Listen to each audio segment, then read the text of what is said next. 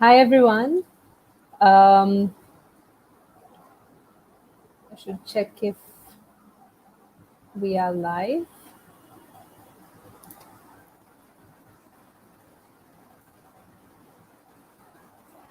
Hi, everyone. Welcome to Startup Weekend Sustainability, the final pitching round. So it's been quite a hectic week for everyone, weekend actually for everyone, and we have amazing teams ready to pitch for you. So welcome to the final presentations. This is actually the sustainability edition, the online session that Sri Lanka is having. Um, so for those who are following us today, I'm Anagi Pereira, the facilitator for the event. And so Techstar Startup Weekend Sustainability is a global initiative that's helping entrepreneurs everywhere to tackle the challenges of climate crisis and also support sustainability. Yeah, let me wait until the screen is shared.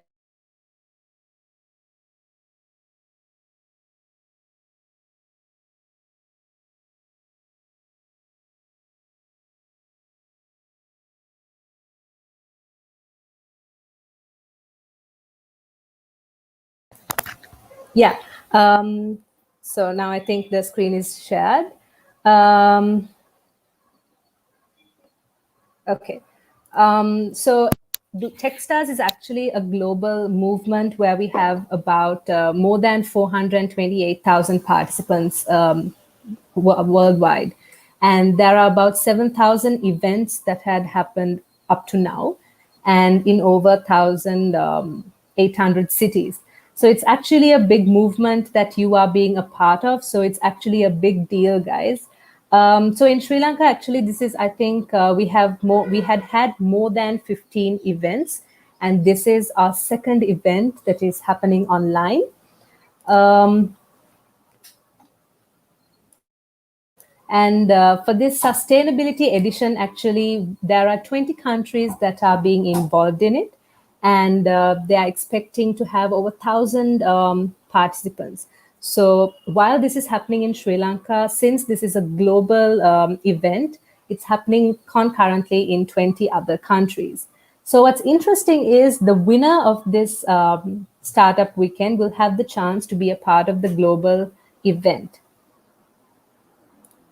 So these are a few of the countries who are involved, and Sri Lanka is within them.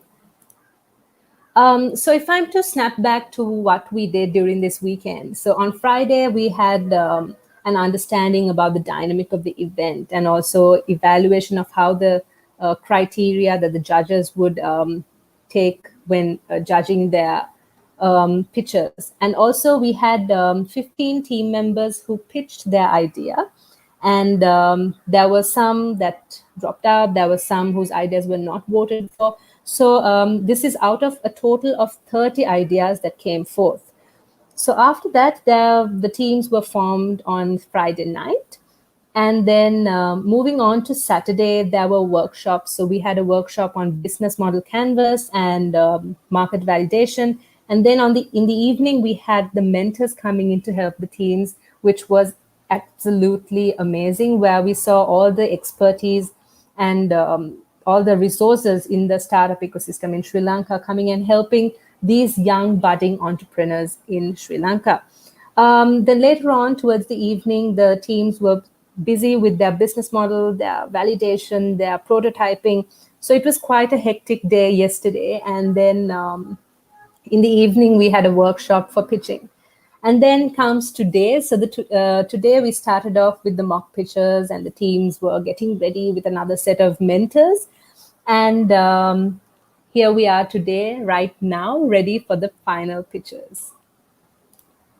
So nothing would have been possible if not for this amazing team. So it's quite a big team that we have for this online event because, guys, it's not easy to handle an online event. So it sounds easy, it's not. So this is the rest of the team. So they've been very supportive throughout the weekend to contact the participants, to contact the mentors, to handle the tech side of it. So everything has been running with their help. So it's amazing. And of course, these are the mentors who came in on yesterday and also today to help the teams with their business ideas. So I think we have more mentors. So a big thank you to everyone who made this event happen. And another big thank you for our sponsors. So we have Founders Institute. So participants, you get a free Udemy course. So it's actually a $99 Udemy course that Founders Institute is giving you free of charge. So I think the organizing committee will send you more details about it via email. And then we had business centers and, of course, Home Tree co-working space for the team to go and work in case if something happens with if there's a power cut or if there's a Wi-Fi outage, anything. So these two have been partners, have been amazingly helping us with providing workspace for our teams. And then, of course, we have sustainability labs. So I think having a sustainability edition, I think it's one of the major partners for the event. So Sustainability Lab would actually be calculating our carbon footprint for this event.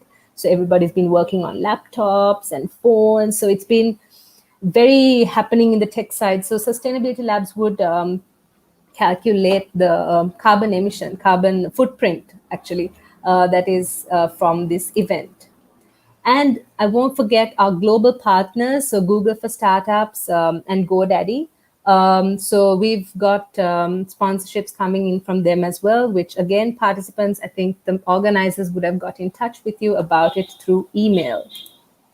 So are you ready, guys, for the final event? It's going to be very exciting. We have an exciting set of teams who's ready to pitch for you. So I would actually introduce the judges for today. We have Fayaz Huda. He is the former program head of ICTA and also the founder of Spiralation. Then we have Jonathan Abe Vikrama. He's a director of Lin and also he's an impact investor and a social entrepreneur. Then we have Sharanyan Sharma. He's the founder and managing director of Extreme SEO Internet Solutions. Then we have Kanishka Viramunda. He's the founder of Pay Media and Direct Pay. And last but not least, we have Yasisuri Kiribandara. She's the head of creative and also the CEO of Yasisuri Culture. So, guys, we have an amazing panel.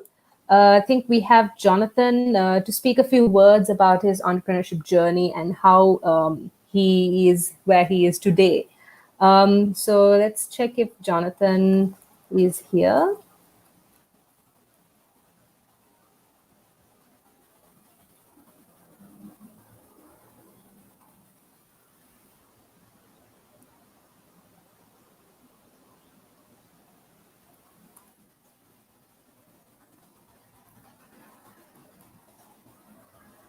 Okay, guys, I think we have Jonathan on board with us. Hi, Jonathan. Hi, Anagi.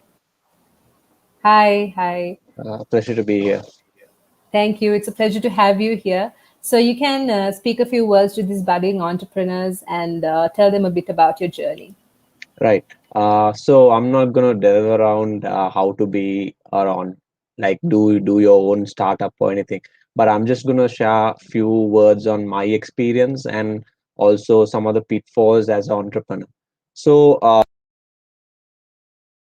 of us face on a day-to-day basis is that we need loads of cash, we need a great idea, we need basically we need to start with our brand or we need to start with our logo from the start, so super product. And also when we look at the Sri Lankan market, it's a very very narrow market. So I have started 3 startups on my own, two of them. So one is Clubhouse Vivaldi, which was a clothing brand into sustainability. Clubhouse Vivaldi, I didn't know anything about fashion that we started it out of. And from there on, we actually went on to create one of the best brands in clothing, and we were into almost all the retail stores. So I would say lots of people think that when we started the brand, we had would say in order to have a great brand, you need to have a good product in your hand. When we actually started Clubhouse Vivaldi, we actually didn't know anything about fashion. So we actually got our hands dirty and we played around in the market for about good 4 to 5 years. So then only we actually got a great product in our hand and developed a very wanted. We didn't go get started from the day one. I wouldn't say we just had like the Einstein moment and time. So entrepreneurship is a very slow journey, and also it's a very lonely journey, and you need to give in your hours. So that's number one. And also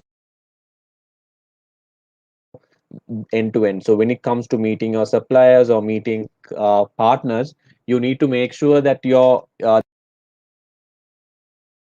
knows what you do. So if not, they might have some iffy thing about your product. So that's number two. And also startups, because I'm into impact investing and we invest in most of the micro scale entrepreneurs. Loads of people think that you need a lot of technology. So most of our startup investments are actually not into technology but into sustainability side, which is not that much tech driven. So I would say that my other startup was a experience tourism model using Airbnb experiences. So I was the first one to start Airbnb experience in Sri Lanka.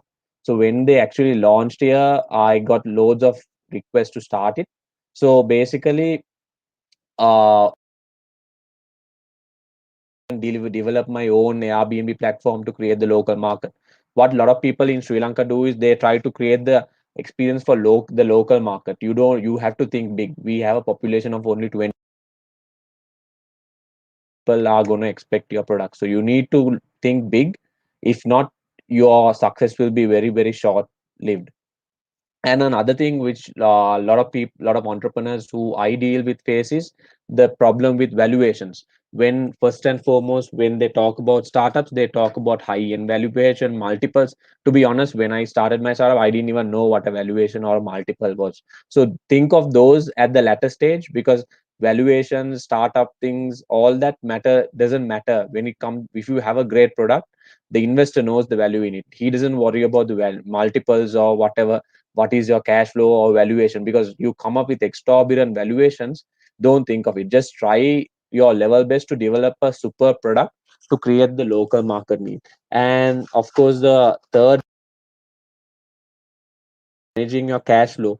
Lots of people think that from day one you need to have a great profitability. I would say more than profitability, most important thing is having a great cash flow in your business.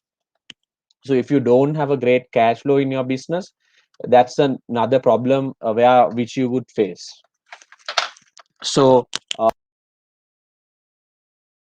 short and sweet. So that's over to the uh,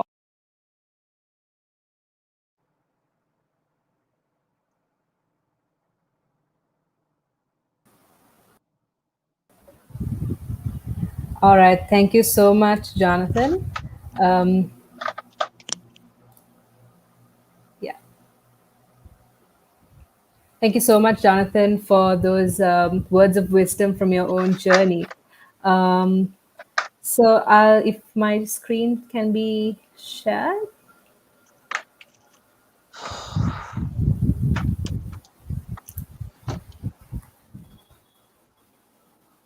Um, okay, so before we start the judging, I would like to go ahead with just briefing on the judging criteria.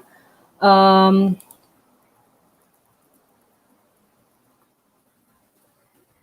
So the main things that they'll look into is the validation, the execution and design, and the business model of the teams. So these are the three components that will mainly be focused on.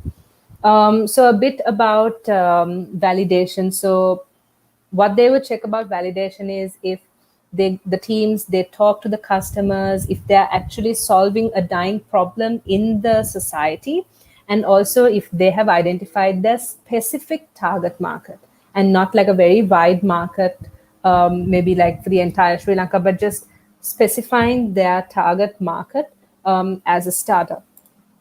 And then they will look into the execution and design. Um, so here they will check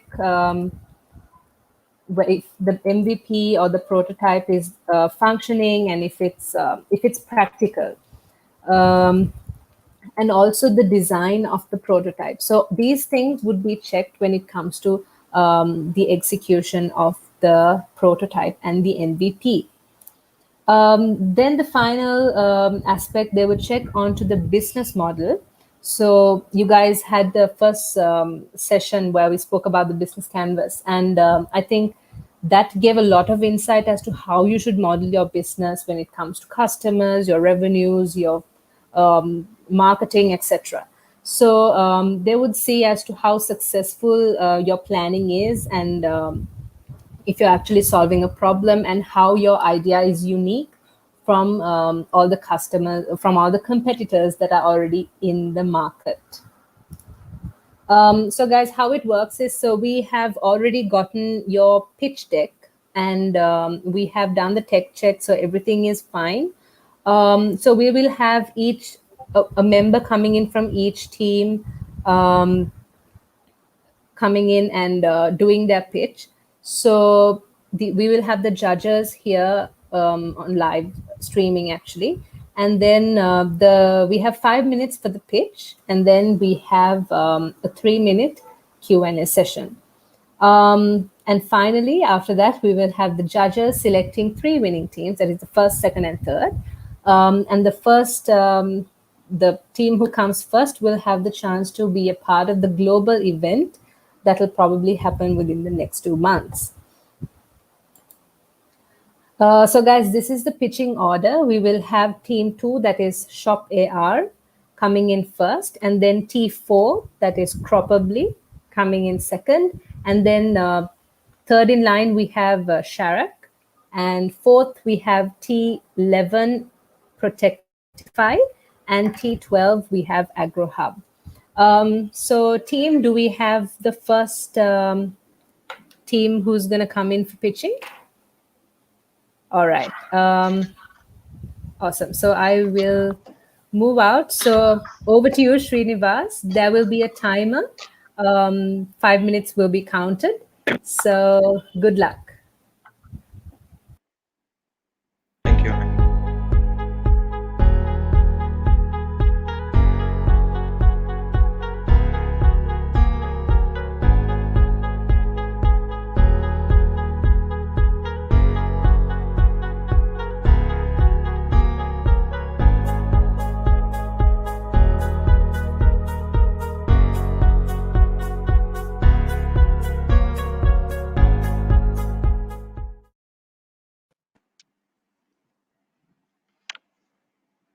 Good evening, everyone. My name is Srinivas. I am from T2 Shop AR team. Our plan is to develop an augmented shopping portal. So right now, the problems that we face with existing shopping stores is the product collection is limited, and the consumers doesn't get the showroom experience that they usually get in a physical store, and they cannot try out the product because they are purchasing it virtually. And with our product, we can assure them advanced showrooming experience with the help of using augmented reality.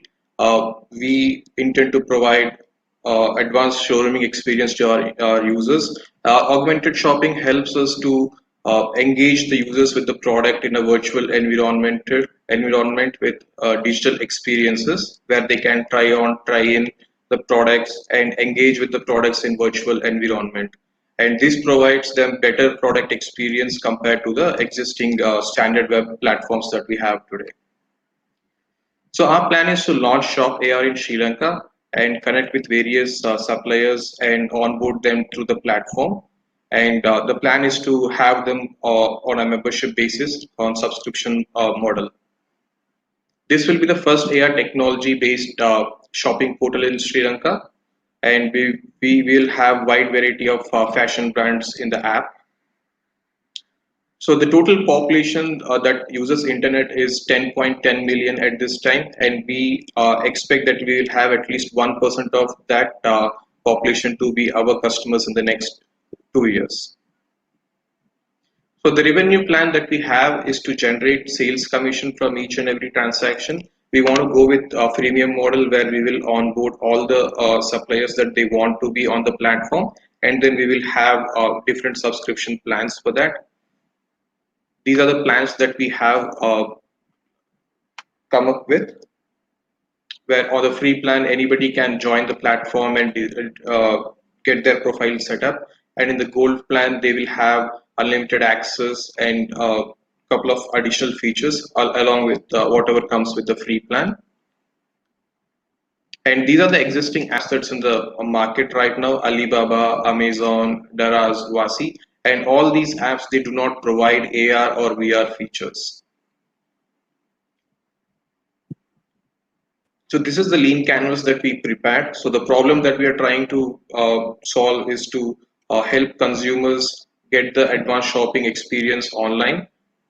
And also during the COVID, a lot of countries have the restrictions back due to the second wave. And we believe that with this portal, we will be able to help the small businesses get their business online and continue doing their work. That way, they will not be affected by the pandemic. And also, according to the medical experts, there will be one more wave after this. So we anticipate that next year we'll also have some a surge in COVID cases, and this platform will be very helpful for small businesses to stay alive.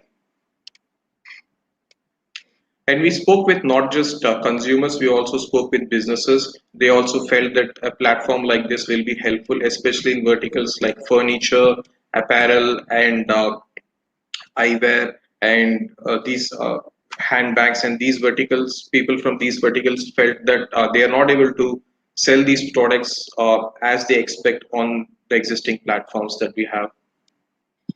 This is the team: Indrajit, Dinesh, myself, Srinivas, Timira, and Shins. We all come from different backgrounds. I myself come from business background, Shins is from business background, and Timira and Indrajit comes from development background.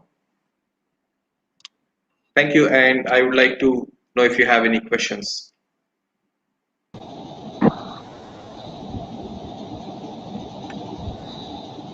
Can I start? Sure. So, Srinivas, what is the process for a merchant to take advantage of your service? What do they have to do? So we will have a form where they can sign up on the portal, and we can get started with the basic business information. No, so to use the technology, I mean, how does your platform work? For the merchant to embed themselves on their e-commerce site, what do they need to do? So we will have a sign up form on our website and mobile app, where the merchant can fill the information, and after verification he will be live on the platform. Sorry, I'm not talking about the sign up. After that, the technical part, what do they have to do from their back end? So all the technical part will be taken care of by us in the platform. So we will enable the AR functionality in the platform for them. So all they have to do is sign up with the platform and choose what all features they want to, and we will take care of the rest of the things. So if I understand correctly, you have a multi-tenant shopping cart platform that's on the back end. All the AR features, all that is hosted on your side. Yes. The viewer sees what SKUs that you're putting up for that particular merchant and experiences the AR features on your back end. Is that what you do? Right. Correct. Right.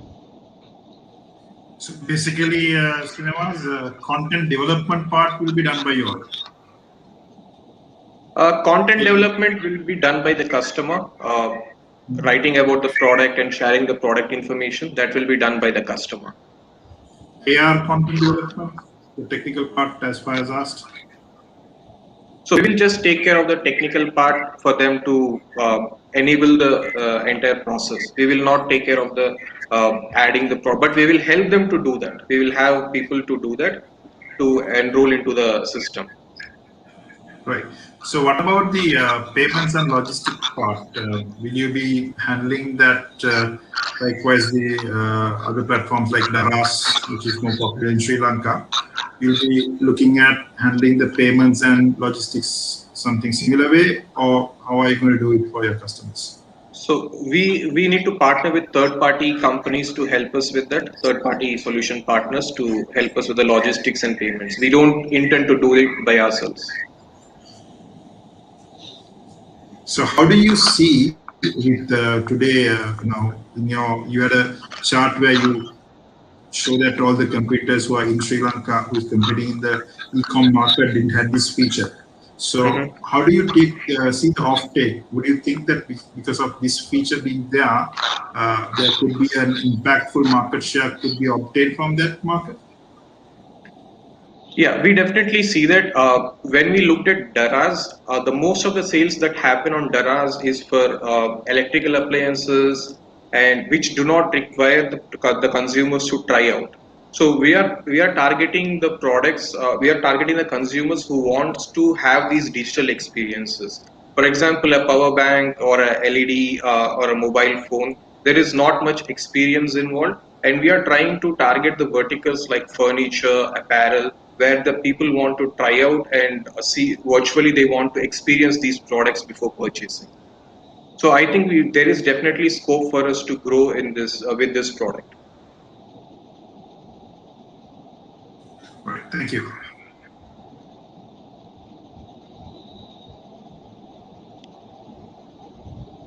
Any other questions?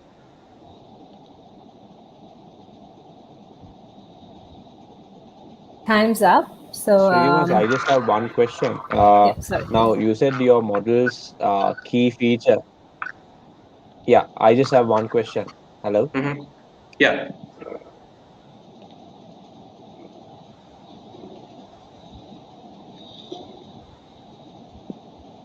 yeah, I can Srinivas, hear can you you. hear me? Yeah, I can hear you. My question is basically your platform, the AR and VR function. So when it Hmm. comes to Dara's, who does these things for retailers, for Hmm. especially for SME retailers. So how are you going to compete with them because they have big marketing budgets? What is your key selling point for me to switch for a customer who's already on Daraz? What is the switching mechanism, or what is the urgency why a customer would switch to your platform? So right now they don't provide that. I think if you look at Amazon when they entered, there was already Walmart who was leading the shopping market at that time. Amazon, in spite of that, Amazon went ahead and they are one of the top retailers now. So similarly, I think the shopping system, the online retail is there for the last 20-25 years, but there is no major innovation in online retail. So this AR, IKEA is one company who is using AR augmented shopping for their users via mobile devices. So I think, but it's not adopted by various shopping platforms as of now. So I think and even if that comes, I think the small merchants, they will not have enough budget to build their own platform. So that way, I think we will definitely have a scope in uh, bringing these customers. And also what we plan is initially to launch in a city, Colombo, and we will enroll and we will have some of our team members enroll in local chamber of commerce and business networking organizations like BNI. And we noticed that most of these small businesses, they require hand holding, which these large retailers will not be providing. And that is what we will do. We will handhold these small businesses to enroll into our platform. Okay, thank you so much, judges. I think we're out of time for the Q&A session. Thank you, Srinivas. So, judges, I'll give you maybe 1 minute until we set up the next team. So next we have team T4 coming in, that is Probably. So we have Tarindu. So until Tarindu sets up, the judges have 1 minute time for marking.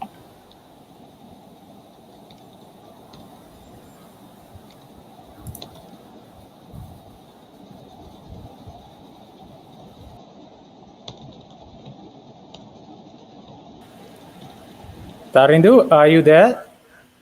Yes, I'm here.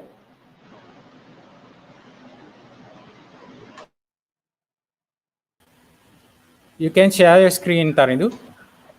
Okay, wait, I'll share.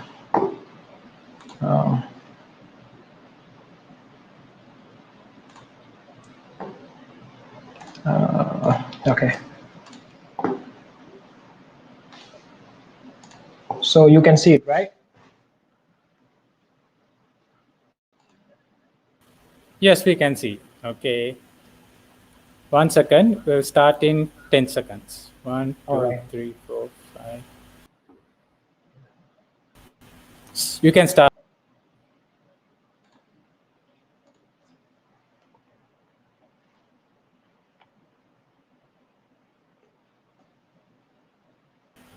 Start now, Tarindu.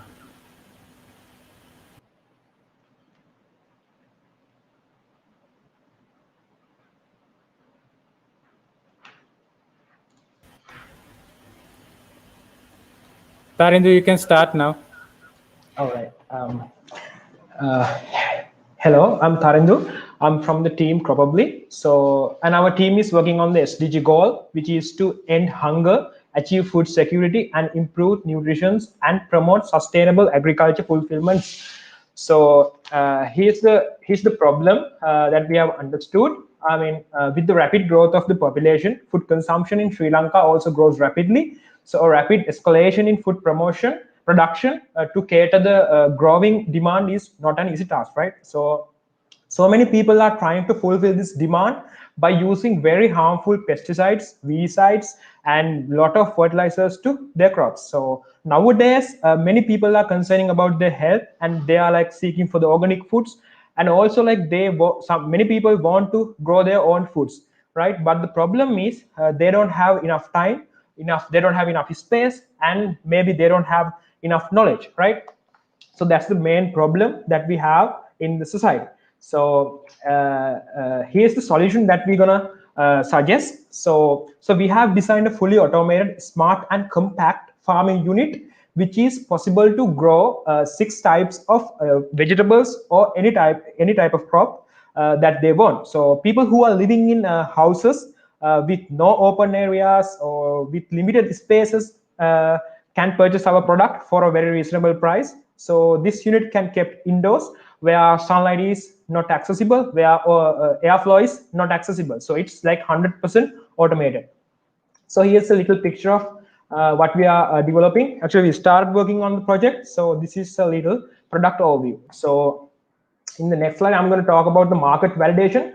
Actually, as I said earlier, this is as we have researched, this is a niche customer segment. Actually, this customer segment, we are like targeting the urban upper middle class and the upper class customers, which are capable of buying our unit and which are concerning about their health, about the those harmful things. So actually, our product will make their lives better by providing an organic solution for the foods they need. So actually, as the first initial phase, we estimating our potential customer base is around 50. Actually, for this market validation, actually we did a little research. Actually, in one goal phase mall, we have many organic shops. Actually, we talk with some regular customers of that organic items.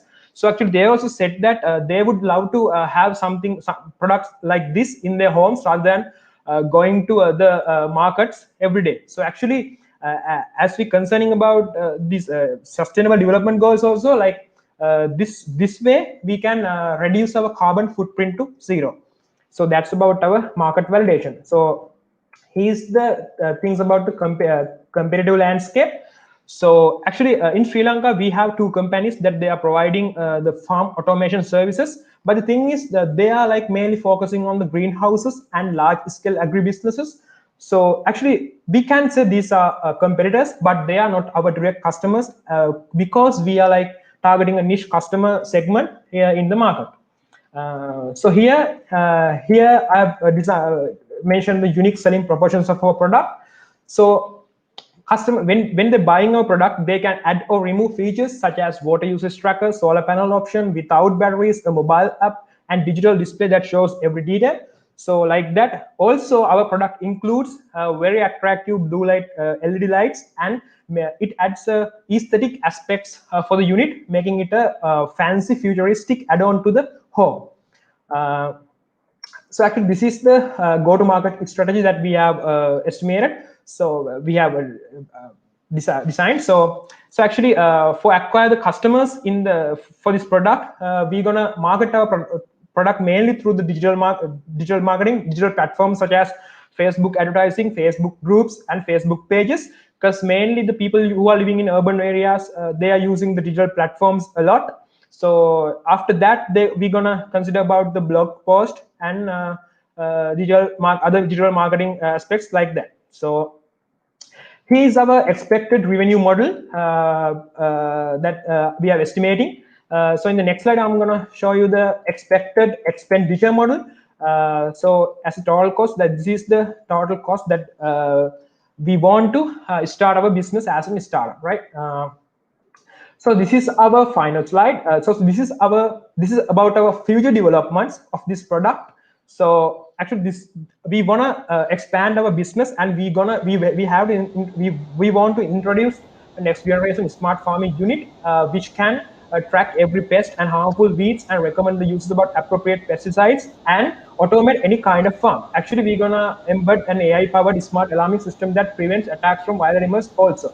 So here's our team members, and thank you for your time. Actually, our final goal is we want to revolutionize the agriculture system by this unit, combining technology with the ancient agriculture techniques. So thank you for your time, and if you have any questions, that you can ask it from me.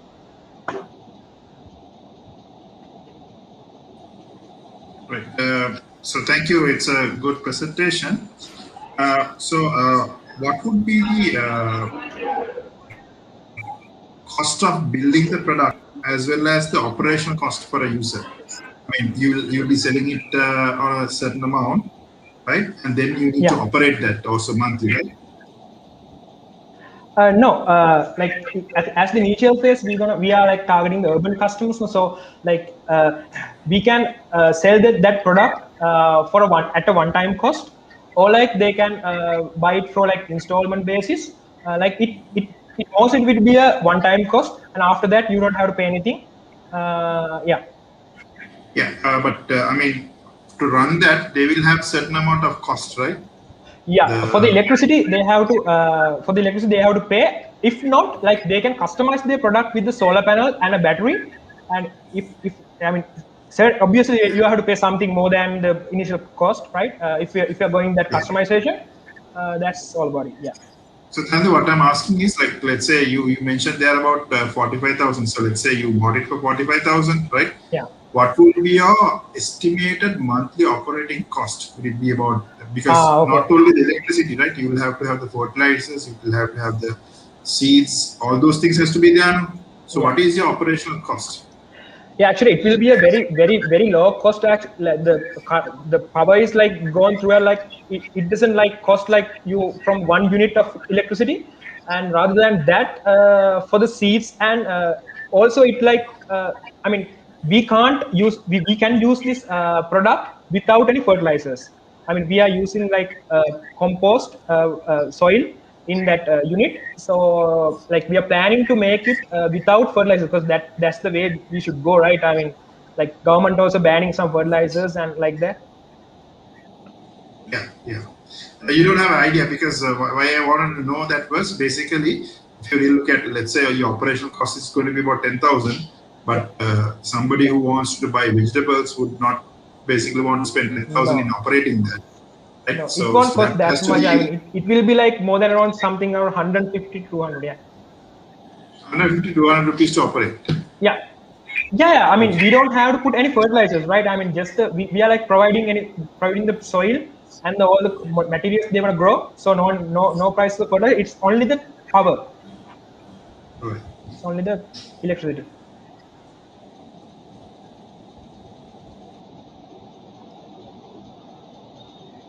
Can you just elaborate on like what is your unique products? What is your I didn't hear US you. point of your product? I Hello, didn't hear you. Sorry, I'm sorry. uh, I think he unique said selling point unique of your selling product? proposition. The main selling point. USP, unique selling point. Okay, yeah. Actually, the thing is, uh, like Yes. we are mainly targeting the urban crowd. I mean, the people who are living in limited space. I mean, who likes to grow organic foods themselves, and don't have time and who don't have space for that. So that's the main target. I mean, target customers. So we're gonna sell it like saying that like if you don't have to interfere. I mean, it's like 95% automatic. So like that will be our main selling point. Also, like we don't. I mean, there's no other companies that who are selling such kind of service in Sri Lanka. I mean, the homegrown. Can I just say something? Yeah, Tarindu, you have a lot of information online about how much greens or vegetables a person should eat in a yeah, healthy meal plan for a day, yeah, right? And there's a certain number of grams that you need to produce or yeah, need to eat, right? yeah, Now, when you're designing this and telling somebody that you can grow your vegetables, there is also a growth period for each different type of crop, whether it's a leafy green, whether it's a yam that is grown or whatever different types of things. There are different growth periods. So how much you need to eat for a day into the growth period of that particular type of crop will be the capacity of your plant that you need to have for you to be self-sufficient in terms of growing the vegetables that you want. Do you have any numbers like that that says that you will produce it like this, and this is the kind of capacity that you will provide?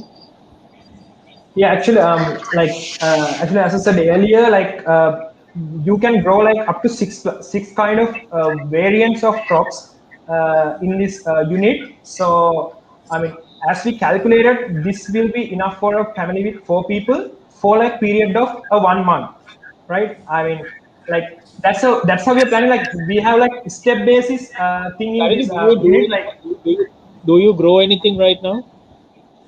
yeah, I mean, we didn't make this exact unit, Okay. but we No, have no, something. I not, mean, not, not with this, but in your garden, do you grow anything? Or in a pot, do you grow yes, anything?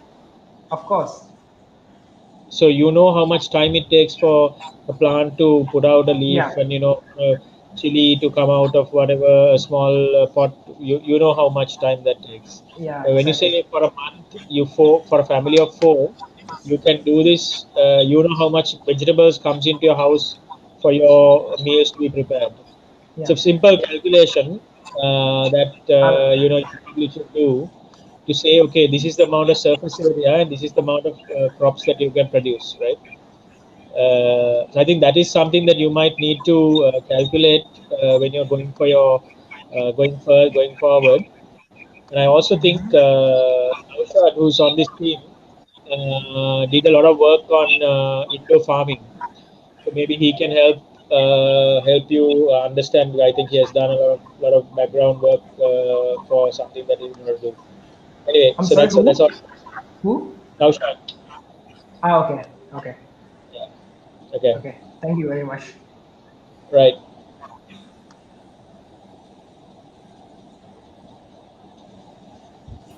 So let me check if they are online.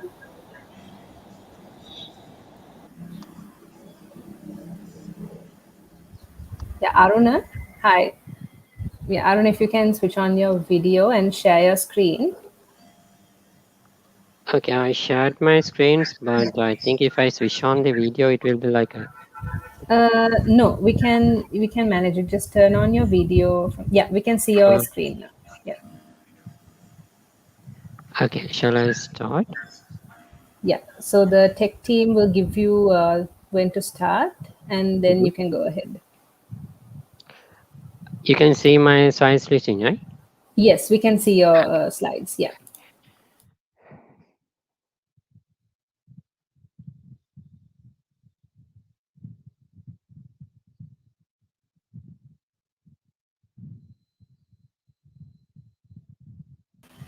5, 4, 3, 2, 1. You can start. Okay. Greetings, everyone. So we are here to make a change that makes a difference. That's what Protectify is here. So what is the problem we have? The problem is the correct disposal method of PP kits. Why is the current method not useful? It's not sustainable. It consumes lots of energy. And why is there's a need for the correct usage of PP kits? Why is it mandatory? Because according to the World Health Organization, there's a critical shortage globally for PP kits. Okay, and what is our market size?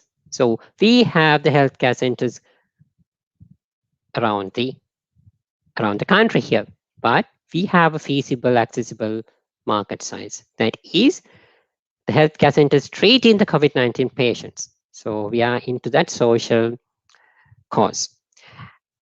Okay, so the validated data, one important aspect of it. Okay, so if you look at the validated data, we have direct feedback, indirect feedback, and when we spoke to the audience, when we interviewed them, what they came up with is like they were looking forward for a change. But there were some people who were happy with the current system, who didn't like the challenge of getting into this change. Okay, if you look at some of the comments, some of the feedback we got, that includes how they want the change, how they are waiting for the change to be done. And what do we have as the solution? So currently, if you take the disposal of PP kits, so what do the healthcare centers have? For example, in a hospital, they do have incinerators, but they operate 24 hours a day. What we can do is, so they have the system of separating the PPE kits into reusable and disposable. And what we do is we take the disposable ones, we collect them, they'll be put into yellow bags, we'll be collecting them, we'll be transporting them to an eco-friendly incineration facility that is on demand. So we will store the statistics, use that data to come up with a nominal fee that will be put forward into the hospital as a charge, a covering cost for the social service we have. Why is it unique here? Why do we have this solution as a unique? So the current method, the incidents are running 24 hours a day, that consumes lots of energy. So we are saving the energy there, and we are reducing the issues with overloading, since the current system is having the clinical waste and PPs all together in incinerators. So that is making it overload, and we have cost-effective measures conserving energy as well. Why is it competitive? So we rely on social entrepreneurship here. Currently, healthcare centers do have their own system, inventory and incinerators. So we are the first to propose a solution like this. And why we are different? We save energy while reducing cost. So the revenue model and go-to-market. Yes, we do need government and the World Health Organization grants, donations, since this is a social entrepreneurship approach. And we do have certain other aspects like mentioned here. And we have a backup plan as a nominal fee for covering costs for sustainability of the project. Why do we, with the financial predictions? So we need to emphasize the government or the World Health Organization, the NGOs. Why do they need to support us? So when we look at the development acts, sustainable development acts implemented in Sri Lanka, we can see that it's depending on sustainability, reserve energy, protect environment. These key factors needs to be implemented and needs to be in the society itself. Okay, so for that, we can show our emphasis on the government itself. Then they will need to support us and provide and join us with the good cause. Okay, here we have the business model canvas, and here we have the so social impact and how we dispose and correct, ensure the correct usage of the PPA kits. So that's how we are going to forward with this good cause. This is our team, and so thank you for your time.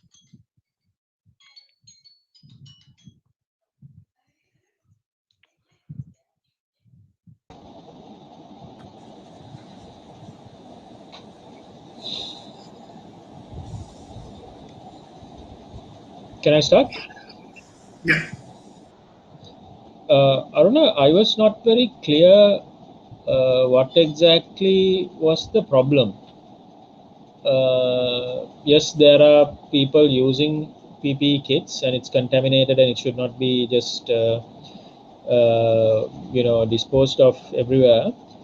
Mhm. So I understand that. Yes. But is that the issue that you're trying to solve? That when hospitals use PPE kits, that they don't just dump it into the common waste. Is that the problem? Because you went on to talk about the solution from an incineration perspective. Yes. Mhm. Uh, I mean, there are various places which use incinerators already for different purposes, power generation, for Mhm. cement production, to Yeah. whatever other things. You can have you know PP is made of plastic, so it increases the energy density. So they love to have Mhm. more of this. So I couldn't really understand what exactly is the problem that you're trying to connect with incinerators where they'll charge whatever. I couldn't really get that. Okay, it's like this. So currently, the hospitals or the healthcare centers have a process implemented there in proper disposal. But even though the methodology is there, the it's not implemented properly there. So Yeah. what they do is they use the incinerator 24 hours and they dispose of the PP kits with using that. But when they are disposing with them with the other clinical wastage as well, so that makes an overload as well. And since the incinerators are used 24 hours, so there's energy consumption that is very high. So what we are proposing is like, when we have the data and when we have the analytical data, we can propose a system. In our system, we'll be collecting the PP kits from the hospitals or the healthcare centers, and we'll be transporting them to a eco-friendly facility, and we'll be disposing them. So I'll ask this question and I'll leave it to others. So you're saying that the reason why the incinerators run 24/7 is to do with the fact that they have to dispose PPE kits, or does it run anyway 24/7 because they have dispose of clinical waste as and when clinical waste is produced? Because if that is the case, then they are not going to stop the incinerator Mhm. just because we introduce this service. So It's not have that they you? are going to stop the incinerators functioning, but what they have to do is like they will be providing that overloading if they are getting overloaded because of the PP kits, and if they don't have the proper disposal method. When we interview the people, when we interview the healthcare workers, what they mentioned is, even though the methodology is there, when they get the higher demand, when there's a overweight of wastage, they do not dispose properly. So what they do is like they use the normal common disposal methods, and they give it to the garbage run. So to prevent that, to ensure the World Health Organization guidelines, we can make sure that we have a proper disposal method. Since we are committed for that cause, so we'll be transporting that to a proper facility. Okay, Aruna, I have a question on Yes. your business model. Mhm. So, are you only going to be dependent on grants on this, or is there a sustainable way that you can make money in terms of sustaining? Okay, so we are starting off with social entrepreneurship. So that's why we are depending on grants from World WHO, Health Ministry, and the NGOs. But what we can do is if we, as a backup plan, we have a covering cost for the fund. So what we can as a small covering cost to cover up our cost, covering. Okay, so nominal fee for the covering cost we have. So for that, that's So how we are going to. who is going to pay that covering cost? Now the government hospitals can't pay that, right?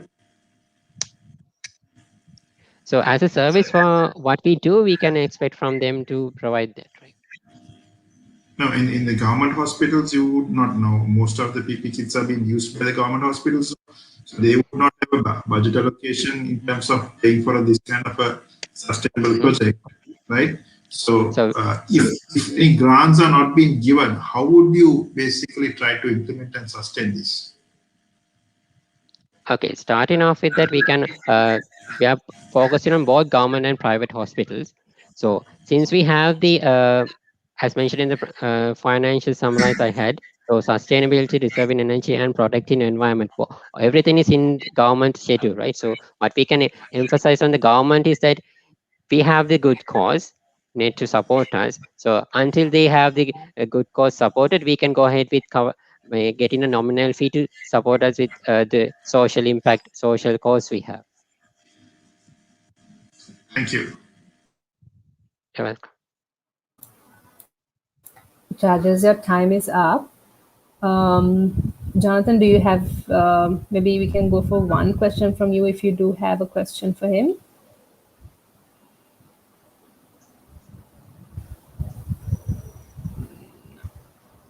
Okay, so thank you so much, Aruna. So our next team we have is Agro Hub. Yeah. We have Lahir. So as Kanishka asked, no problem. Yeah, Sorry, Jonathan, I think there was a lag and so sorry about that. no worries. So we have Lahiru from AgroHub. Lahiru, you can share your screen. And when the tech team gives the okay, you can start pitching.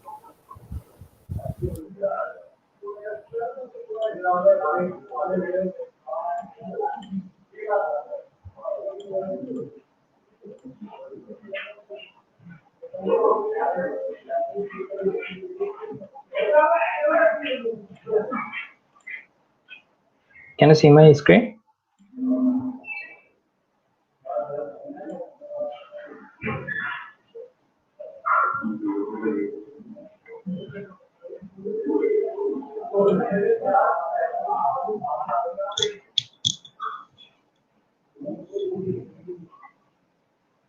Can you see my screen?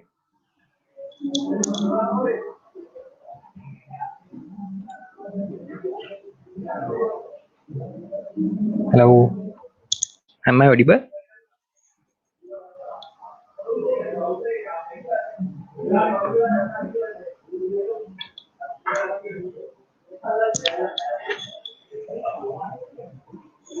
Hello.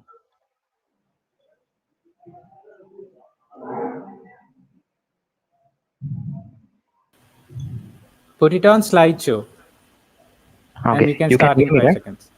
Yeah, I can hear you. Put it on slideshow, and then I'll count to 5, and you can start. Okay? Okay. 5, 4, 3, 2, 1, start. Okay. Good evening. So we are Agro Hub. Uh, I hope you all are familiar with this kind of news very frequently, like inefficiencies in agriculture, fresh crop. So if I list down the problems that we have found out, that is the fresh crop farmers does not get the right price for their crop all the time, and they cannot sometimes they cannot find the right buyer, and the middlemen earn huge profit, and also the end customer has to pay a very higher prices compared to the price the farmer sold it. And also there are instant price variations occurring all the time, and there is inefficiencies in this transportation of fresh crop, which causes nearly 50% of wastage from the post crop harvesting. So our solution is an agricultural hub where the farmers, the large scale buyers, and the transportation providers connect. So there will be a marketplace between the farmers and buyers, and there will be a logistics platform integrated to it. So the using the marketplace, the farmers can list their expected crop produce, and the buyers can order them in advance. So these are some of the prototype screens we have designed. And moving on, the transportation providers can register to our platform. Automatically, we will generate optimized routes, connecting more than one order, so that we will have fewer number of vehicles and less fuel. So if I talk about more on the solution, so as we are going to take this marketplace online, so we have to build the trust. So we have added this kind of features to our platform. So we will introduce advance payment. So both the parties know their order is secured, and we will add review systems. And as we are dealing with not much tech savvy farmers, we will add voice assistance, so they will provide the quality service and also will be stick with the platform. So when talking about the unique selling point, so the main thing is we are providing a 360-degree solution covering like all the farmers, buyers, and we acting as the middleman, and the transportation partners as well. So also the transportation partners can use our platform, so we can put the rules on how to transport that can minimize the wastage. So when talking about competitors, there's no exact company who is providing this solution, but people are like the farmers are using Ikman.lk, and there's another listing site that they are using to list their crop. So when talking about market validation, we have talked with both farmers and also buyers, like possible buyers who are like local food cities and hoteliers. So that kind of customers we will first target. So also that the farmers using already available platforms like Ikman.lk makes the idea validate. So as we are talking about sustainability in this startup weekend, I would like to highlight some of the points. So we will with eventually with the data in this platform, we will able to match the supply and demand in this fresh crop market industry. So our system will recognize future surplus or shortages, and we can take measures. And also the farmers will get the right price, and they will their lives will be improved, and finally the agriculture industry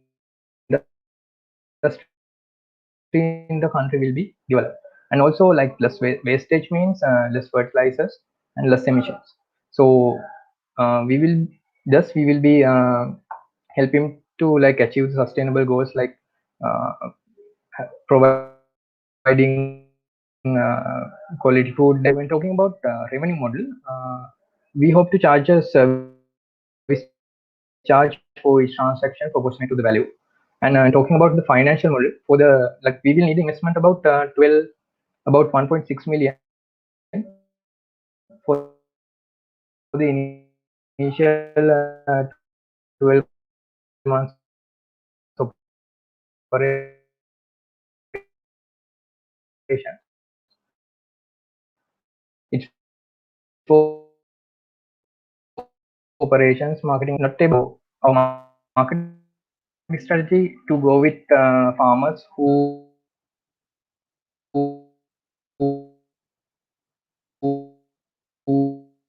first promotions regionally, like using posters and leaflets, and we hope to go for these Kobe summities and make promotional talks with them. And this is the team working. I'm leading the team, and like Madara is handling the marketing and finance. Pabasar is in charge of the tech. So it's our solution. We are like like looking up for your ideas and possible investors. Thank you. Lahiru, the question is related to uh, certain platforms like Govipol. I think Microsoft did. You have heard of it.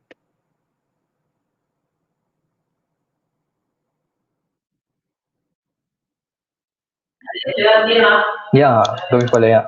I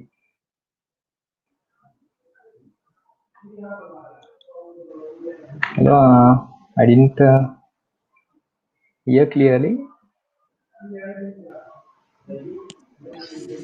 So Sorry. what Jonathan was Hello. asking about Govipada platform. Are you aware of that platform?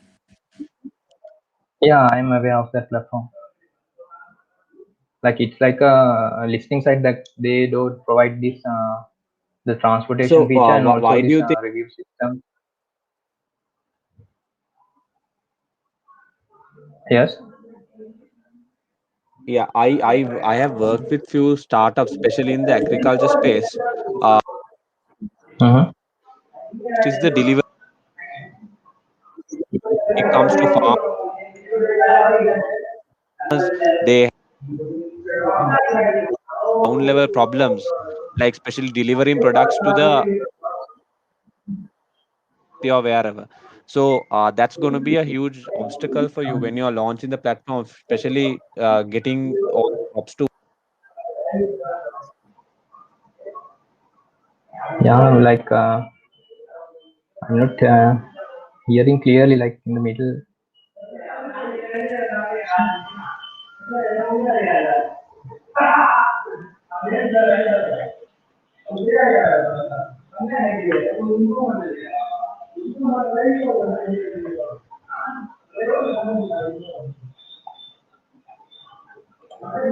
Can you hear me? Yeah, can hear you. Your background noise is disturbing us. Yeah, very sorry about that.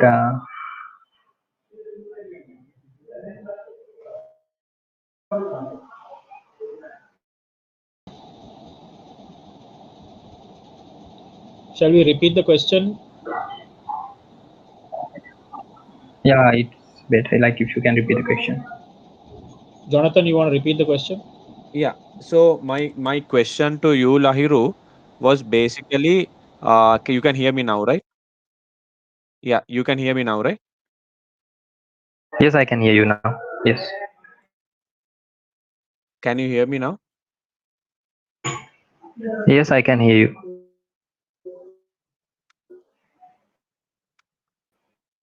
Yeah. So my question was basically, when it comes to lots of these farmers who you're going to get the products from, they are having lots of grassroots level problems in their deliveries in delivering to a certain spot because like the roads are not well maintained. Uh, Time they have their like the especially, let's say you want to order on time, that person has to deliver it to a certain location. So how are you going to say a certain farmer in Trincomalee, that farmer has to bring it to a certain spot. So where is that spot going to be? How are you going to manage that entire process? Okay, like so what we have planned is like have to have regional collecting centers, so we can identify the main areas where the farm is happening, so we can have regional collecting areas, and we hope to go and collect the crop.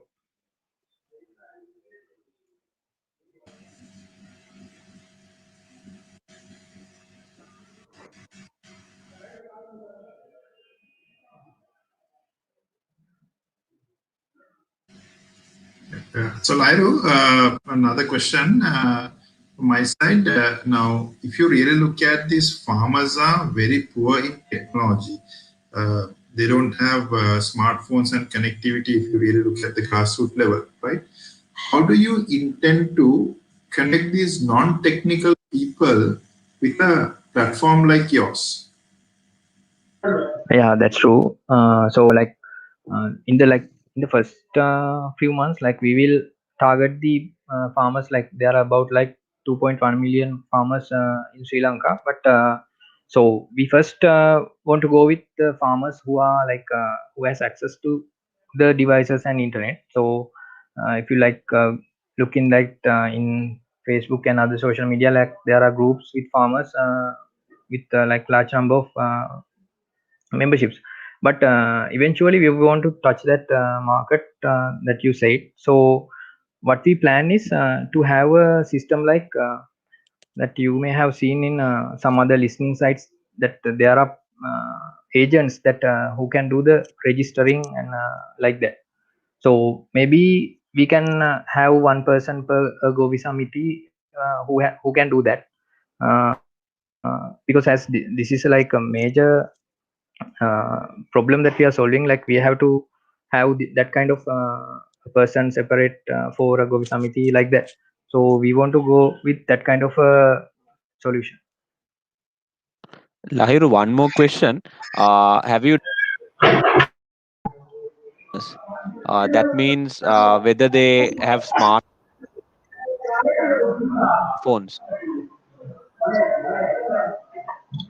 uh, like they like in order to use our platform, they need to have a smartphone or like access to internet from a device. But as I said before, like if we implement that, like having agents who can do the registering and listening of produce of the farmers for them, we can solve that problem.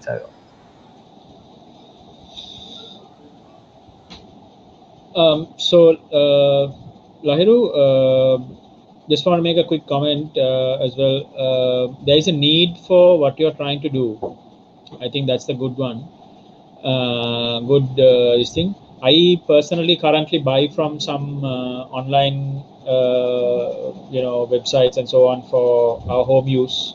So there are currently number of providers who have come up, and there are obviously Uber Eats and Pick Me Foods and all that have various people who list various things, right? There is a need, but I think you need to kind of the questions that are revolving around. I think you might get a sense of where your information gap is. So I'd suggest that you do a lot more reading, a lot more research, and trying to find out exactly where the problem lies, and where you can carve out a small profitable niche, right?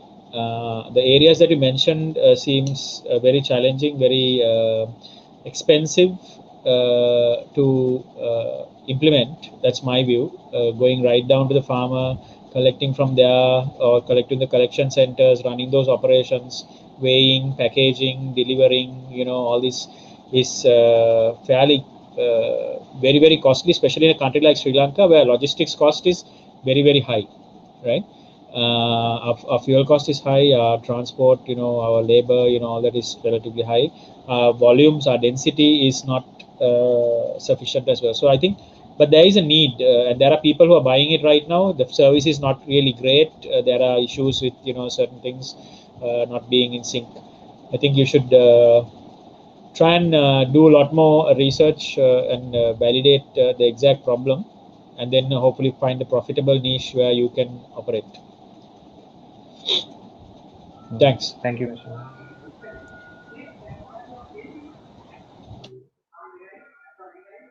Have team 8 with us. We have Chamali on the platform ready to present their idea. Chamali? Hi, Chamali. So you can share your screen. Yes. And when the tech team gives the okay, you can start.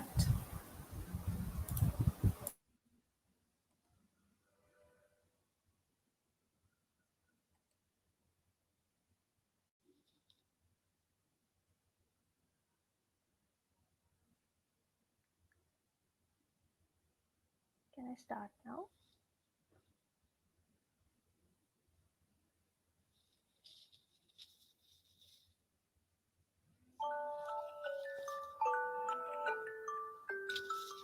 Can I start now? 5 seconds. 1, 5, 4, 3, 2, 1. Start. So, good evening. This is the pitch for Sharak Sales Point, bridging the gap between distributors and shop owners.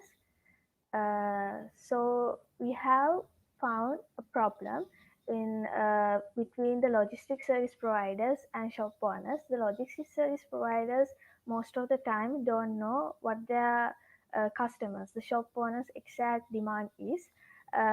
So through our platform, we are going to provide a solution for that problem. So if I elaborate on the problem is that the logistics service providers uh, don't know the demand of their shop owners. So what they do normally currently is that they go to each shop and uh, tell them that these are the products they have and do they want them. And if the vendors want them, they will get the products. But this is a huge time and cost wasting method, because if the vendor don't need any products, the whole trip, the cost spent for that trip and the time spent for that trip is a whole waste. So we are going to provide an online platform for distributors and vendors where they can come together and uh, place orders and communicate in our platform. For because of this platform, the logistics service providers can make more revenue and save time and also retain and attract more customers. So according to United Nations Sustainable Development Goals, there are 2 points we tackle. That is decent work and economic growth and industry innovation and infrastructure. So our business model, the revenue model is quite simple. We will charge 200 rupees for each product from every distributor per month. And also our initial target customers are from the northern province, the consumer instant food production type logistic type service providers. From then onwards, we are going to expand. So our target customers will be 250 or 250 plus uh, logistics service providers initially. So from those 250, our annual average fee will be like 48,000 initially. So our competitive landscape currently we are very unique in Sri Lanka. We only have one competitor, that is a German company. So services we provide, if we talk about that, the distributors will get a huge platform where they will get searched by each shop owner, and we give a data analysis of their performance to the distributors, and also there will be a tracking delivery service for distributors and the shop owners as well. Also, the shop owners will be easily able to place their orders and pay online. Uh, if we talk about our market valuation, there are currently more than 2,500 logistics service providers of the manner.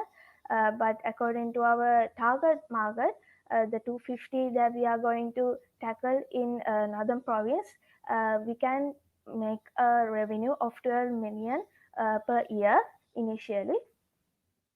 So for our pilot run, companies like Diamond, Lanka, and AMD Marketing were able to give us their support. We haven't done the pilot run yet, but they are willing to try our platform. That is what we got from our market valuation research. Uh, so this is another way of saying our financial statistics so far. So we are the first to market this in Sri Lanka. We are not third party, but we will only provide a platform to the distributors and the shop owners so they can communicate in it. We won't disrupt their uh, distribution chain. So these are the 18 months projection and key matrices for the next few months. For the first 3 months, there's a huge investment, and then later we can get them to kind of equalize, and then in 18 months we can get more revenue. Especially due to the COVID-19 situation currently going on, we hope that we can get more revenue because distributors are trying to stay indoors as well. So our conclusion is that we are going to bridge the gap between the distributors and shop owners. This is our team members, so we always work together. Thank you. And I would also like to show our platform a bit. This is the design. Thank you.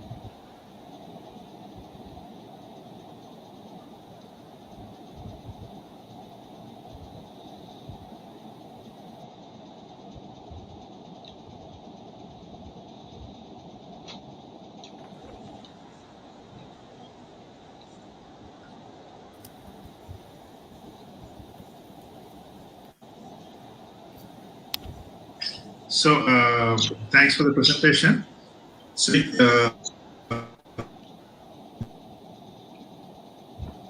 distributors and the retail. Do you have an idea of how to get what the distributor or the retailer has sold on that particular day, or the retailer has to enter it? How would that part happen? The retailer and the shop owner and also the distributor have access to their own accounts, so they will be able to enter their own values. Right. Are they going to order it online, or are they going to enter what they have sold? They are going to order it online, and the shops, the distributors will get that information and give their products they need. Right. Okay.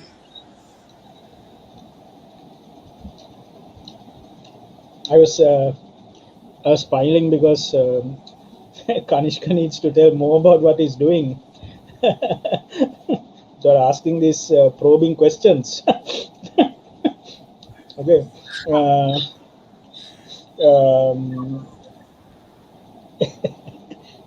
why don't you do that, Kanishka? Yeah. Not so I'll give you a little bit of advice on that. So there are other competitors also probably you might not know. There's a company called Datamaze who does connect with the POS machine and basically automatically pull that data and give it to the distributor. But anyway, what you're doing, try to do is catalog selling kind of operation, which is a need of the hour with COVID third wave coming in. You will definitely, if you can put it out, you will have quite a lot of success. And you can also, not only that, you can also do the payment automation and all those things throughout the platform. So all that part Kanishka can do for you. Okay. So just want to tell you something. Shamali, this is so credit management. I think did Lakshan do a workshop or something for anybody? Kanishka? Did Lakshan do anything today for this group? No. It's okay. So retail and credit, right, is a huge problem, and you're trying to match just-in-time demand with just-in-time supply, right? So globally, there's a huge problem. I think, if I'm not mistaken, a study done by Oracle or something is like $400 billion is stuck in credit, right? Globally, so it's a massive problem. But then there is a way in which these people operate. So at the storefront, there's a lot of competition for your eyeballs. If you take supermarkets, there is shelves are sold to products. You have to rent it. So there's a whole economics behind all this, right? So you need to find. I would say that you need to find a bunch of products where people are looking to buy, but is in short supply, and but there is a kind of a over demand, under supply kind of situation, which you can then kind of facilitate. If you look at the other side, the Unilevers, the PNGs, the Munchies, and that kind of the world, that is a grab and attack kind of space, right? So that is very difficult for you to kind of justify using this. But then if you look at some places where there is demand but there is not enough supply, and people want it in time, and not having it in the store is a reason for people to turn off and go to another store, right? So if you can find that kind of products, so I'll give you an example. Things like goat's milk, right? People are now switching. I personally consume goat's milk, but most of the time when you go, you can't find it, right? You'll have these kind of issues. You need to find these SKUs, right? Which can then help the retailer retain a customer, right? In the this thing, rather than them going to somewhere else. If you can manage to do that for a bunch of SKUs, I think you will have a business that you can successfully run, right? This is just a bit of advice. I think Kanishka has a lot of experience, a lot of connected companies who does this kind of work. Maybe you should speak to him if you are really serious about going forward. Okay. Thank you, sir.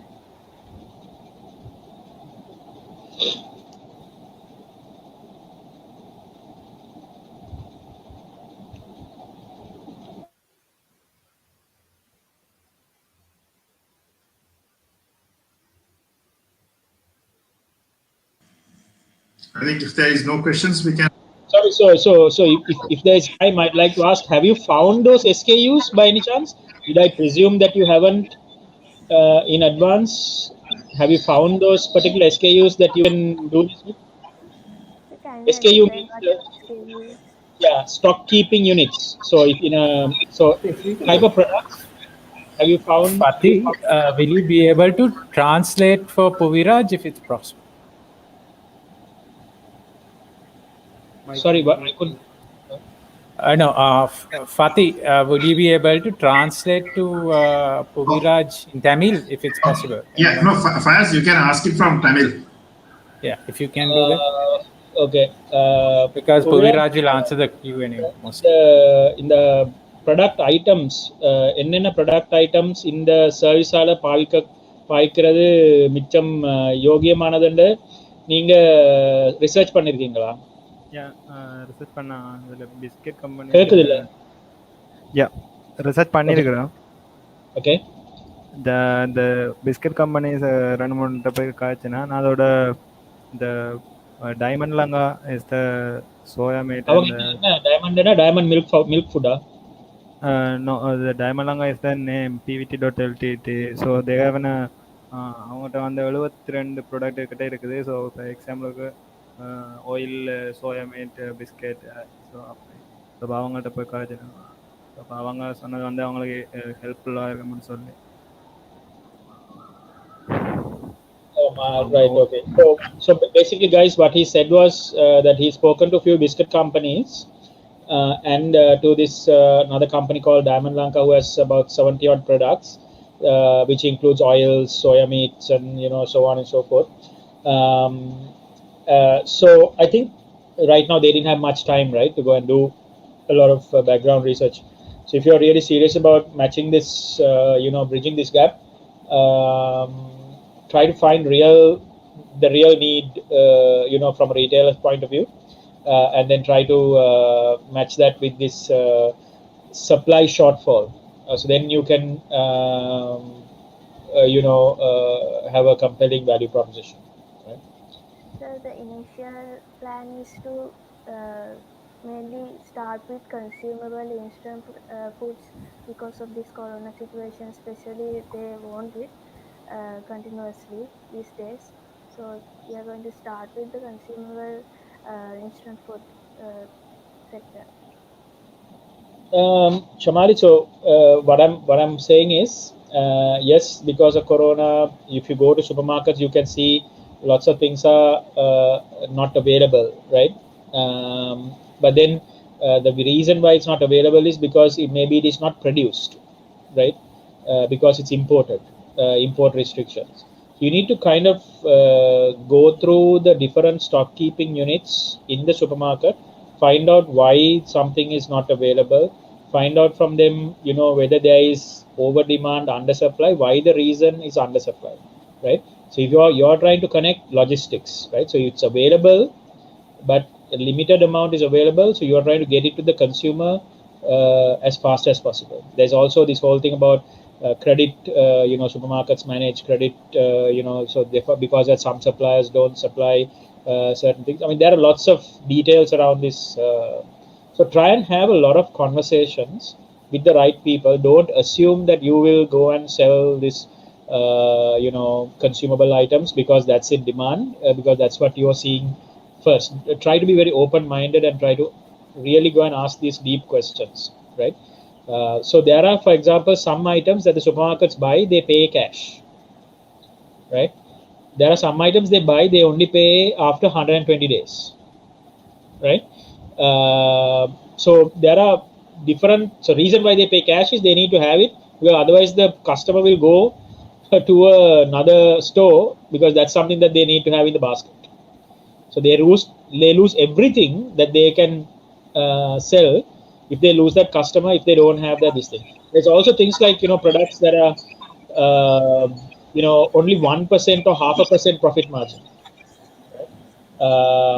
So, but still they need to have those, because those are what that makes in a basket. Try to have those detailed conversations so you can find the gap.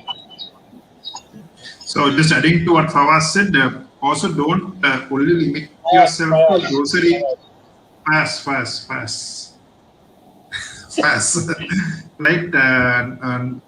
To only to grocery retail, because like if you look at the salon industry, they basically run mostly on catalog sales. So there are different industries which you can adopt this kind of a platform.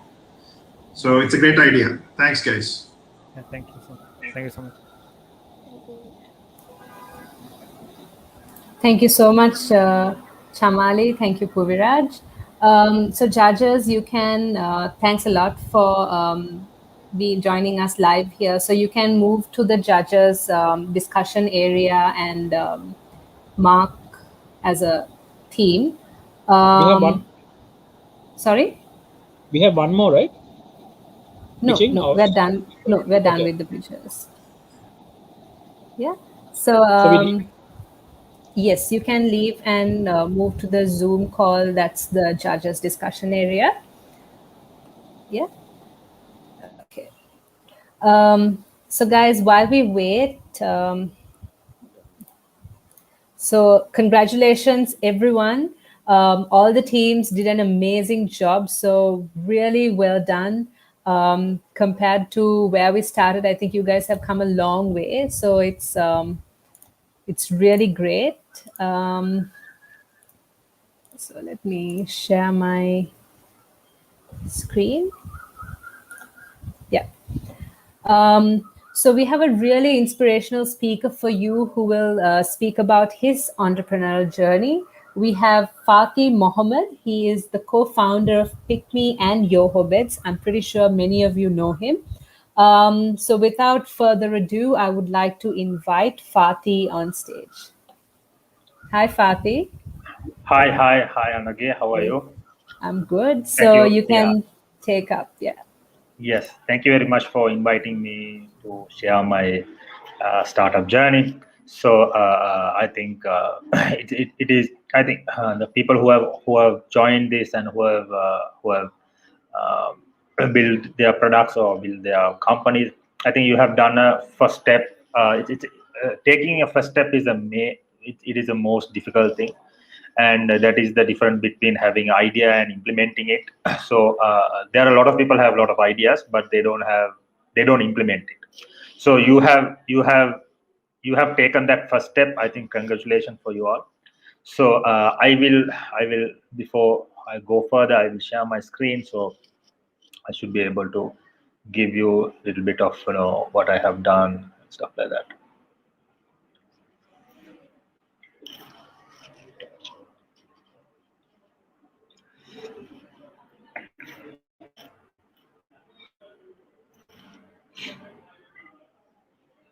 Right. So starting with everyone would have known a book called Outliers. So people who have read, they know they talk about this 1,000 hours rule. So 1,000 hours is kind of, if you put together in number of hours you work for a day and stuff like that, it is more or less 10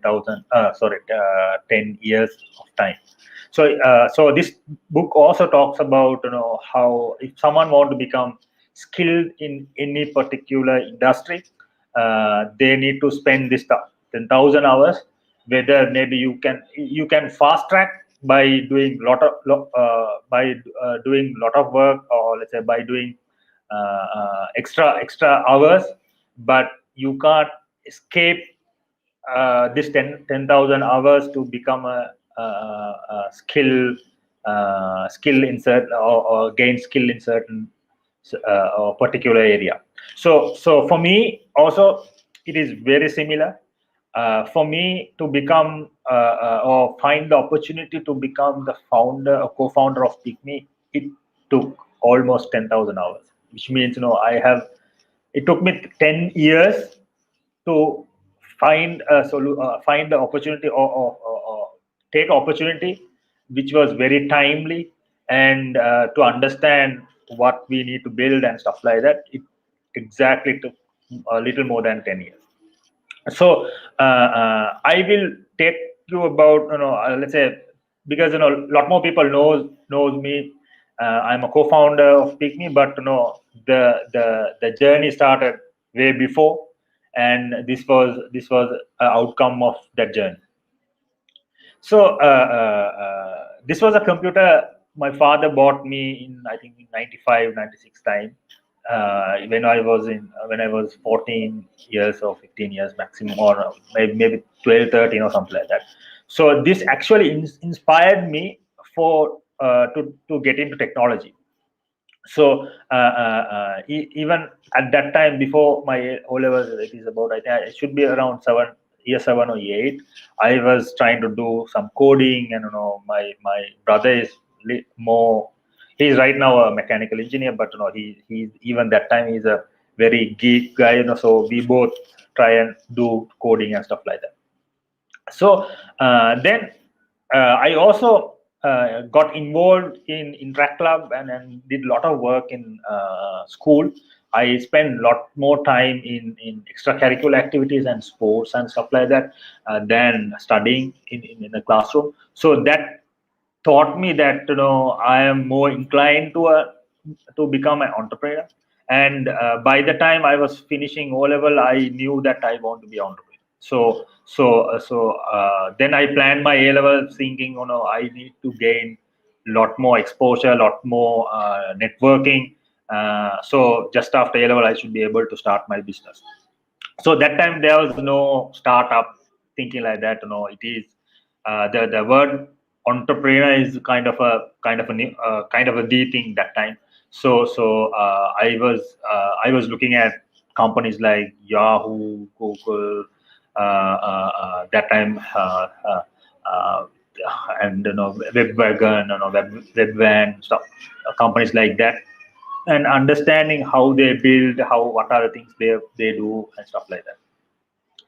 Then just after A level, this is a picture I very recently I took. Two of my friends, I convinced them that we need to start a company, and it also should be tech. So we came together, and we set up a company, and it is like anything related to tech, we used to take it. So anyone want to do typing, anyone want to do sending emails, setting up emails, all that we were taking. But unfortunately, it was short-lived because we were not experienced enough to take it, and we don't know how to structure it, and how to do that, how to run companies. But we wanted to do it, so we did, but it didn't fly. Then after that, I worked in John Keel's for some time, and I worked in one of my friends' company as a management trainee, and after that I worked in John Keel's. Then again, after a couple of years, I fully got into entrepreneurship because I was not enjoying the work. So I thought, okay, I don't want to spend my time. Let's start my business, even though I don't know much. So the first company I started called Evolup. It is a kind of I was doing website development for people. Even at that time, I was able to get some good customers like Hamidia, to American Premium, to Lumala, and companies like some good brands. I was able to work. So that gave a lot more exposure and learning of how you build business, how you how you build technology and how you build businesses. Then I saw it is not easy, or I saw being in service industry is not it won't give more sustainability. So because every time you are in service business, every day you need to pitch new businesses, new solutions you need to build. So I didn't like that. Then I thought, okay, way forward is, I need to build a product company. Then I saw there's an opportunity. People in Sri Lanka, mostly they have this attachment to their schools and school sports and stuff like that. So that is that. Then I came up with a solution, or came up with a website called Cheer Your Team, where we publish school sports details. It was like, very similar to papare.com now. Even that time, papare.com was the competitor, but we were more inclined towards technology. They were more inclined towards content. But unfortunately, after running for a couple of years, unfortunately, we were not generating any revenue or much revenue to sustain. So then I thought, okay, no point running a company which doesn't make money.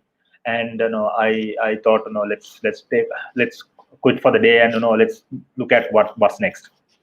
And then by this time, this is about first maybe these two companies I was running for about 5 years.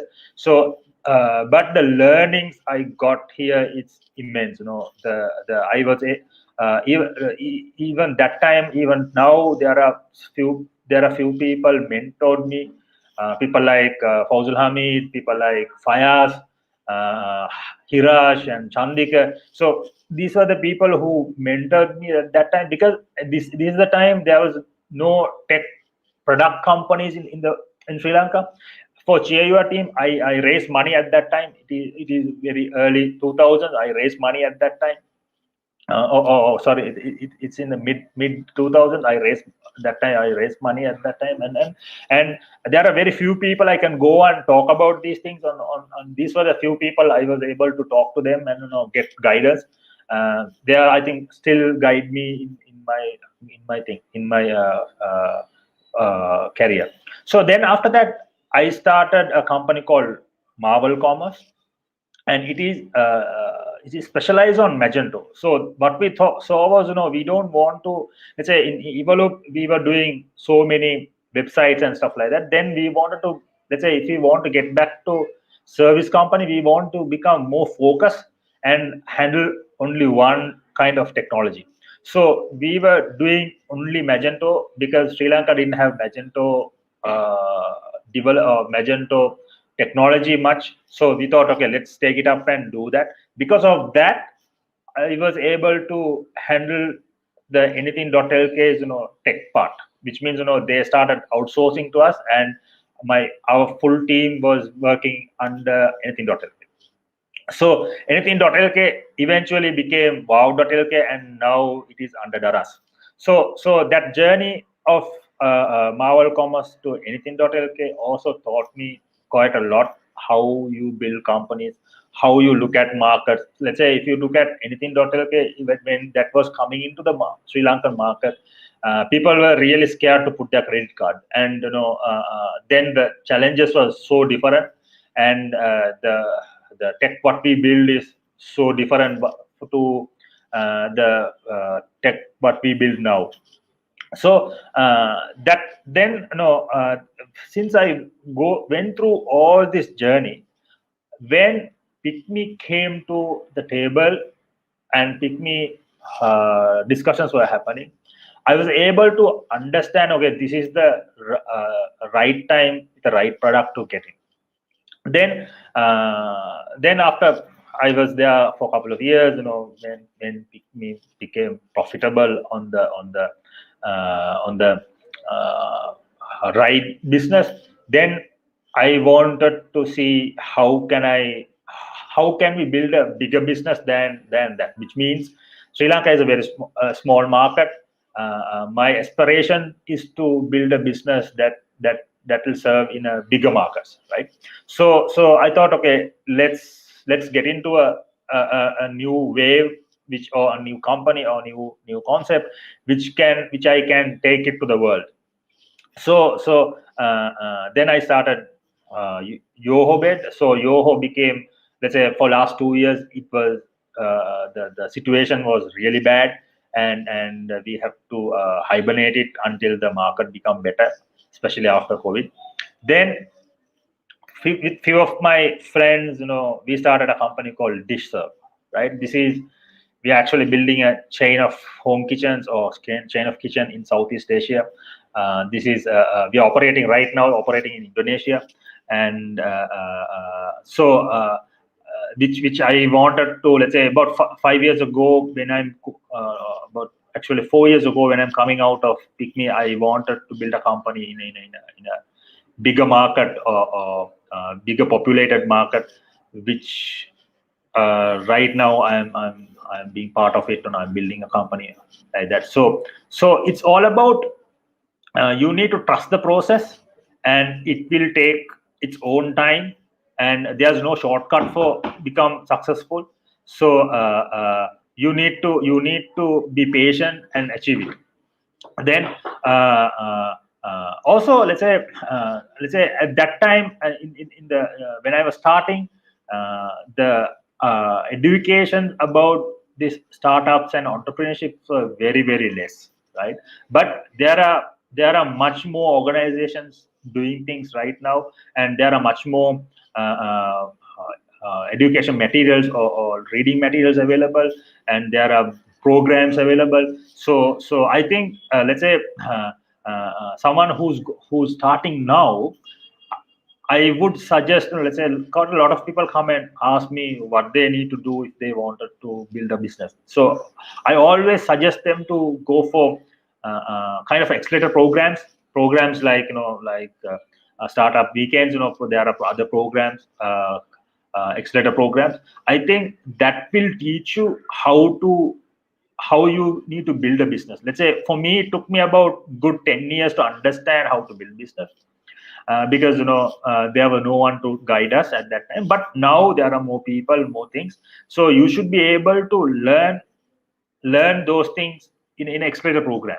So I would strongly suggest you to look at things like that, and also remember you should be willing to put your next 10 years or 10,000 hours of your time to for this course. So you will then only you will become a successful, you should be able to build a successful business. So that's all from me, and thank you very much for people. Thank you very much for listening to this. So you Thank have you so any much. questions? Or Yeah, we are most welcome. So guys, there's the comments section in the YouTube live video. So if you do have any questions for Fatih, you can type it in and he would love to answer them.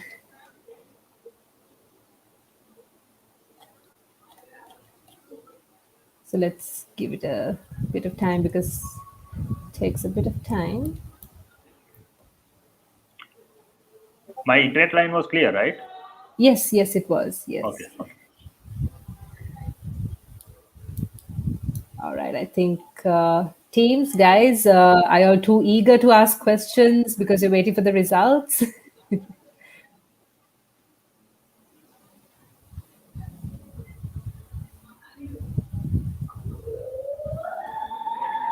All right. So thank you so much, Fatih. Thank So you very everyone is much. thanking you on YouTube. Yes. So guys, I think we've come to the most important part of the event where the results are being announced. Yeah,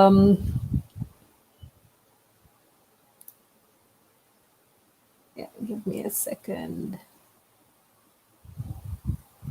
Yeah. Okay, so congratulations, guys. You made it. You completed 54 hours of hard work. So nothing would have been possible if not for this amazing organizing committee. So a big thank you to everyone, and also including our mentors who are here, both yesterday and today, helping out the teams. So before I so we have a judge with us who would like to give us a few comments. Fayaz, would you like to speak before the results are announced or after it's announced? I'll do before, right? Okay. People still want to listen to Did Fatih leave, by the way? He's gone. I'm not sure if he's still backstage. No, I wanted to ask him a question, but I was not audible when I spoke out. But anyway, no problem. I thought it'll be useful for all the startups because the team, can we have Fatih back if he's still there?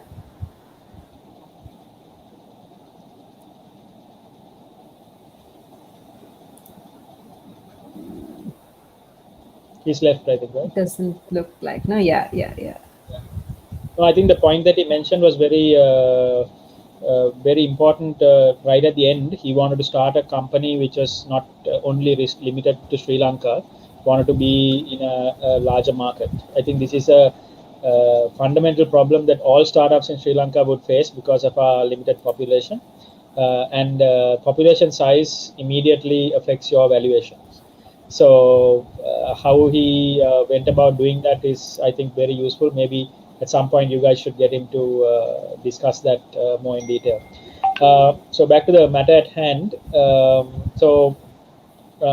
First of all, I think, like Anagi said, congratulations to everybody for doing this whole weekend and putting your best efforts to come up with products that will serve humanity in a better way. In terms of judging and how we looked at what was presented, I kind of felt personally that the fact that we are in lockdown, or we are in this limited, restricted movement kind of thing, affected the way in which a lot of the validation was done. So I felt that you could. So since that this is going to be the new normal, everybody should probably look at how we are going to validate the core problem that we are trying to solve in deeper, creative, or different ways than walking around and asking people questions, which we might not necessarily be able to do, right? So this was my personal view that I felt that all the teams who presented probably needs to validate the core issue, core problem that they're trying to solve, whether that kind of market, what they're looking for, existed. Not focus so much on the technology so early, because these problems are solved by many people in different ways in different markets. So there are a lot of examples that we can look at and go forward. But then how it applies to Sri Lanka, that whole validation would help to really create a sustainable business for you. Having said that, all of you addressed very pertinent problems. Everything from safe disposal of PPEs to the concern that people have about pesticides or whatever in the food that they consume, to managing supply and demand, to the problems that agriculture producers, I felt especially the small time agriculture producers, would have getting their products to market. All very valid and important problems to solve. So congratulations on picking good problems, and I think you guys a great job given the constraints, right? I think the most important thing is that what happens after this, right? So participating in this, meeting these new teammates is by itself a great success. I think you need to continue, like Fatih said, it's a long journey. So if you want to be an entrepreneur, it's a long journey, and I think you've done great to get started. So hopefully all of you will persist and make sure that your products will actually become commercial successes in the near future. I wish you all the very best, and thank you for and congratulations to the organizing team to putting together such a wonderful event. Thank you for having me.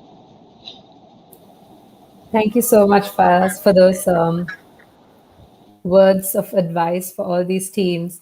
Um, so if you can share my screen. Yeah, so before I announce the winners, I would like to thank our partners who are on board with us. So Founders Institute is on board with us to provide all the participants with a Udemy course on entrepreneurship, which is worth of $99. But it will be given for the participants free of charge. And also a big shout out to the co-working spaces, that is business centers and also Home Tree Co-working, for providing the workspace for our organizing committee so that they can have a seamless transition of this event. And also Sustainability Labs, they've been giving us knowledge about, they've been sharing knowledge about sustainability, the SDGs and all that with the participants. And they also had a chat with some of them today in the evening about the SDGs.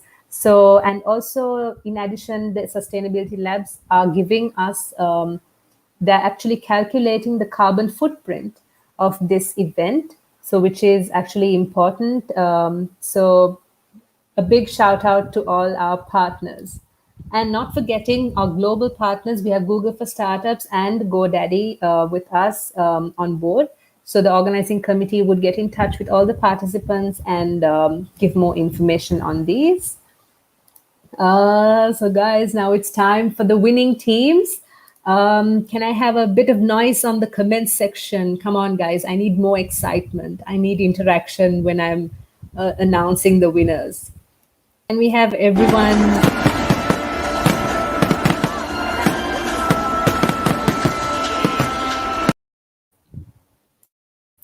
There we go. So, all right. So we have Nidula giving us good vibes and Rashmi. Yeah. Okay. So in third place, guys, we have Shop AR. So I'm sure you guys are having a great time there, but here I am enjoying virtually. So third place, Shop AR. So congratulations, guys. So do we have any guesses for the second place? Any guesses? I need comments. I need comments. Guesses for the second place.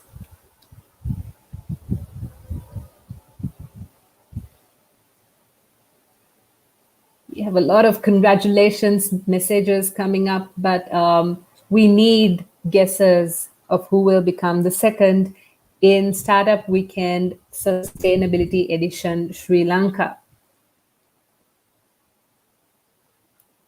All right, so are you guys ready? Are we ready for the second place?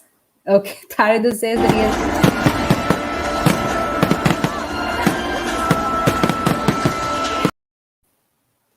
In second place, we have T12 Agro Hub. So congratulations, guys. We have T12 winning and coming on to the second place in Sustainability Edition Startup Weekend Sri Lanka. So congratulations, guys. So it's time to party. And of course, now for the first place. For this, of course, I need a lot of guesses. So we have 3 more teams who are having their fingers crossed.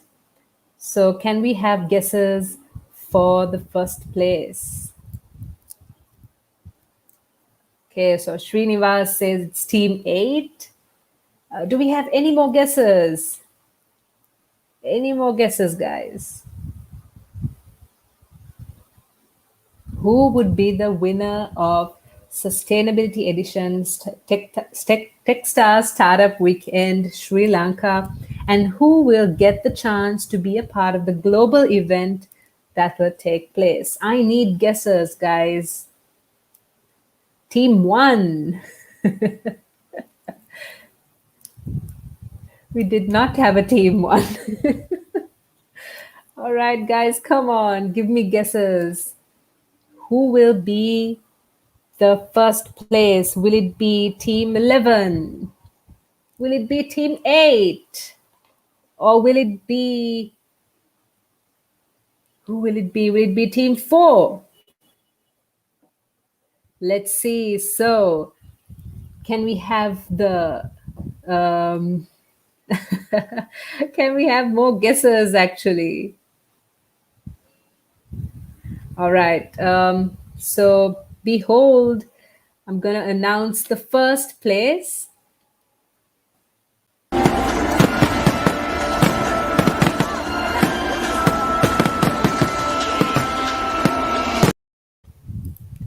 In first place, we have Team 8. So, congratulations, guys. Well done. Very well done. So, the Team 8, Sharak, you guys are the winners. So, you guys get to go to the global event that will happen, and our organizers will get in touch with you. So, all the very best. And it's time for celebration. And for the teams who did not and who could not make it to the first, second, and third, do not be disheartened. I think you learned a lot from all the mentors and all the judges, all their comments. I think it made a big impact and you learned a lot. So I think that is what is important. So congratulations once again for all the winners. And guys, really appreciate how everyone pulled through these 54 hours. It wasn't easy. It was very challenging. Since it's an online event, communication itself was a big problem for everyone. So I think congratulations for everyone who held it through from Friday evening up till now. So congratulations. Big applause going out for everyone.